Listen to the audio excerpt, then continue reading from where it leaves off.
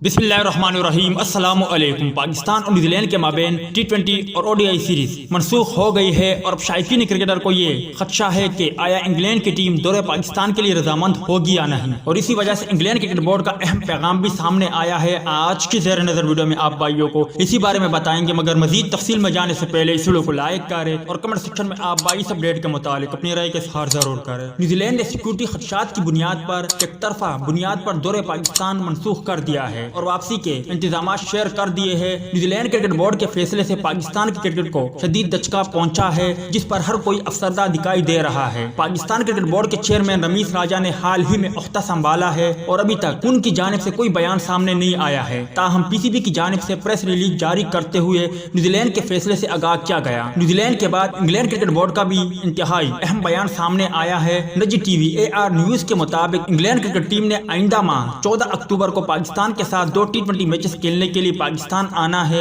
और इस हवाले से इंग्लिश क्रिकेट बोर्ड ने कहा है कि सिक्योरिटी एक्सपर्ट से तफसीली रिपोर्ट ली जाएगी। पाकिस्तान के दौरे से मुतालिक फैसला 24 से 48 घंटे में किया जाएगा। जबकि दूसरी जानिब कौमी क्रिकेट टीम के साबिक फास्ट बॉलर शोएब अख्तर ने न्यूजीलैंड की जानिब से पाकिस्तान से क्रिकेट सीरीज मनसूख करने के मामले को शर्मनाक फेल करार दे दिया है। उनका कहना था कि न्यूजीलैंड क्रिकेट टीम ने क्लियरेंस हासिल करने के बाद यहाँ आने का फैसला कर लिया था, तो फिर उसे बदलना नहीं चाहिए था। अब यहाँ पर आए, अब 4-5 दिन इस्लामाबाद में घूमते भी रहे, लेकिन किसी चिड़िया ने कोई पर